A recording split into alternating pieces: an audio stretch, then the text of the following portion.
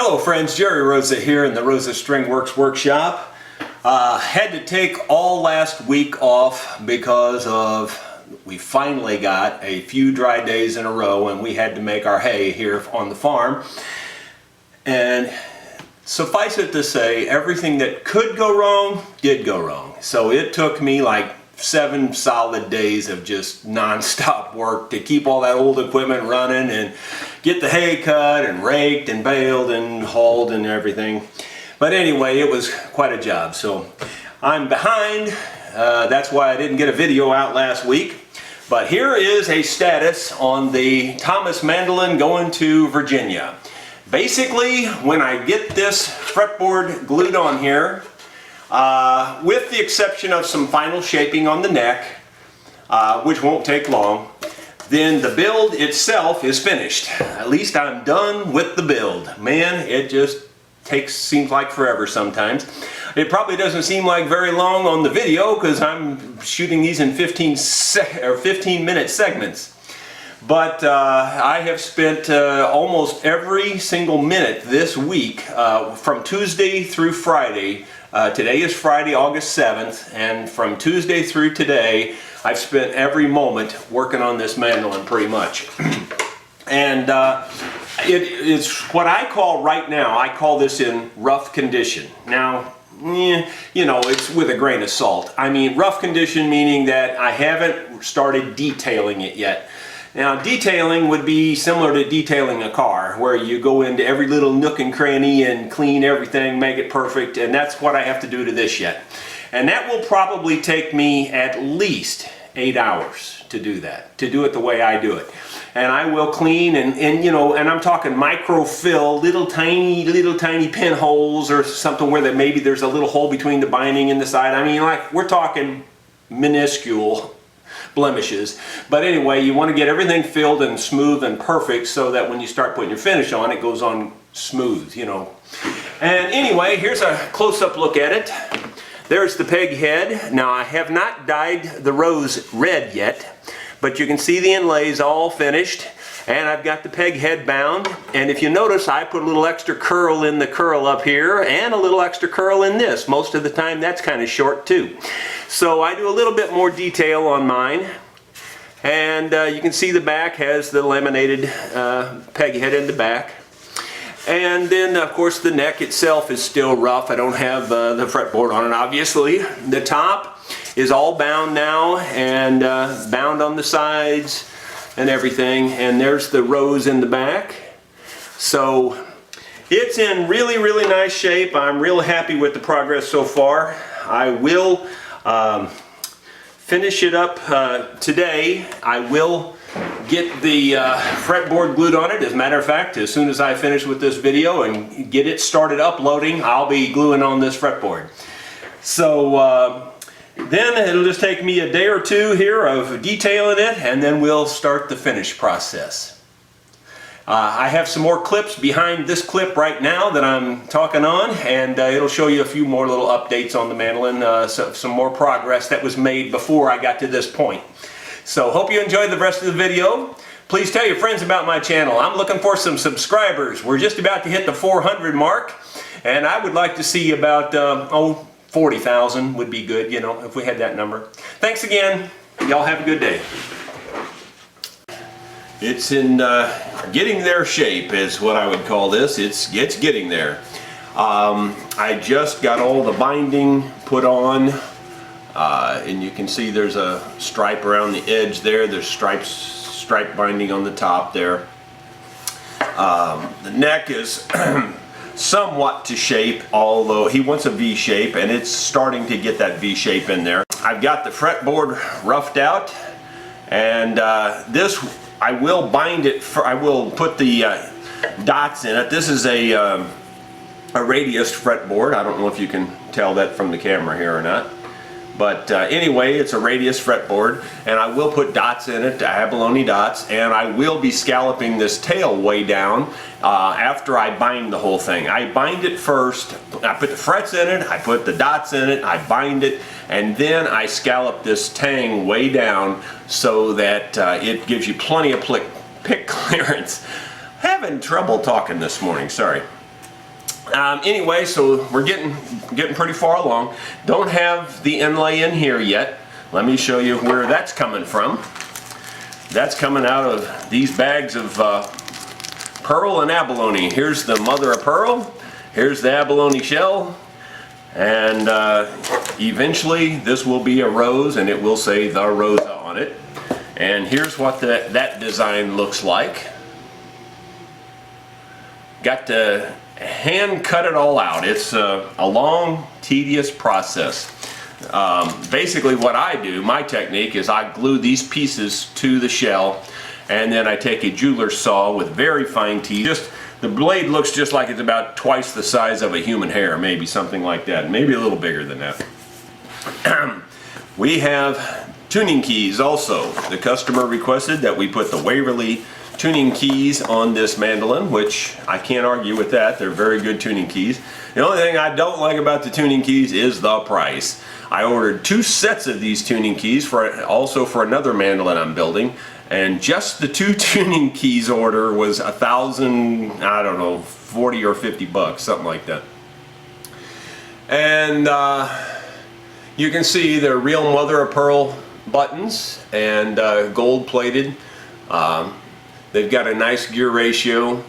Very, very good tuning keys. I can't knock them. You can't hardly beat them. But the price is significantly up there.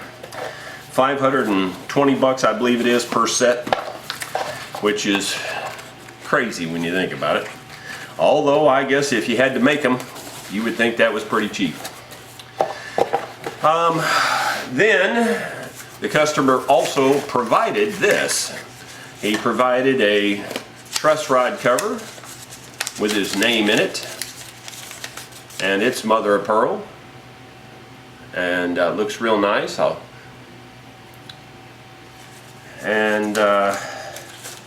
It's got his name engraved on the front of it there. I didn't really want to show you his whole name since I didn't really get his permission to do that. And then he also provided this. Instead of my standard tailpiece that I've been using all these years, he got one of these tailpieces, and he had Rosa engraved in it for a Rosa Mandolin. And it's the kind that has the rubber O-rings in here, and you put the rubber O-rings in here and the strings right over that rubber, and it keeps them from vibrating. It's a nice, very nicely made tailpiece.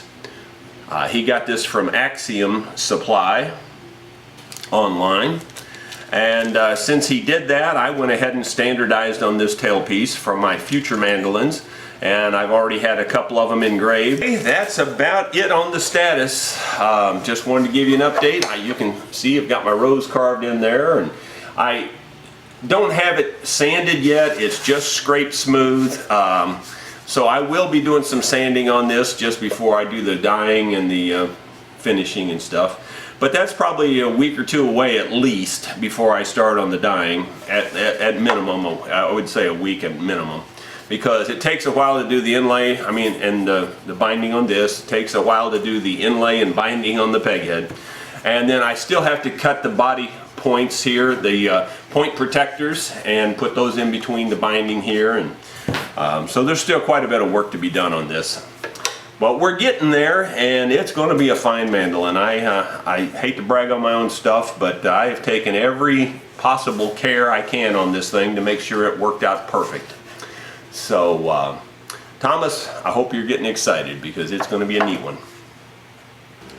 I interrupt this video to show you what a real pain in the posterior looks like. Oh, I'm just kidding. I'm getting ready to have a lot of fun here. And by a lot of fun, I mean I'm being facetious. This is probably one of the harder parts of building a mandolin. You can see here probably that I have glued on my design to the pieces of shell. Just cutting all of this out and gluing it to pieces of shell would probably be enough tedium or tedious work for a lot of people. But I can tell you right now, this is where the fun really does begin. Here's the saw, and as I was telling you, the teeth are just tiny. I don't know if it'll focus on that or not, but they are tiny. And you break a lot of blades doing this. If you're not careful, you break a lot of pearl too, and or abalone. And what I do is, I'll bring it down and show you. I have this board with a little notch in it, and I put the pearl in this notched area right here, and you can see the notch better with my hand under there, I think. And so I'm sawing through that notch. I have these little tubes. If you look here, I have an aquarium pump blowing air through these two little tiny tubes, and that keeps the dust blown away, because I'll be wearing this and won't be able to blow it with my mouth. This dust is, according to everyone, very poisonous. I don't really know, because I always wear this, but hopefully this is enough protection. And I will be wearing these also to get up as close to the work as I can to cut out the shell just as accurate as I can. Most of the time after you're done cutting it, if you've cut it very carefully, you don't really have to do much more, although I do take a little tiny set of files sometimes and smooth out any little rough edges or anything I can see through the glasses. So I'll let you see a little bit of this process, and then we'll bring you back later when we get her finished.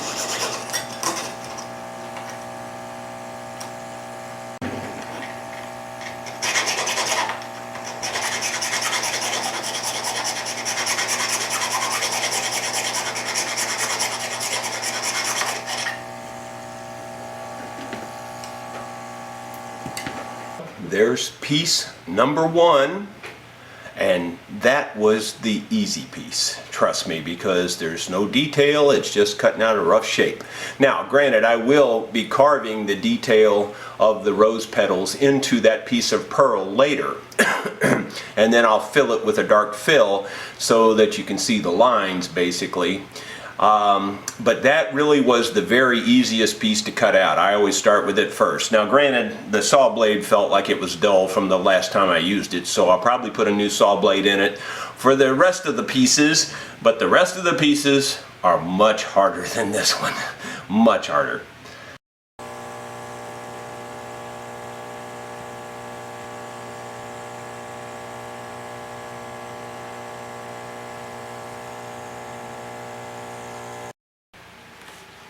Thought I'd show you the fretboard with the dots in it. Keep in mind that's a radiused fretboard, and I think you can see all the abalone dots in there.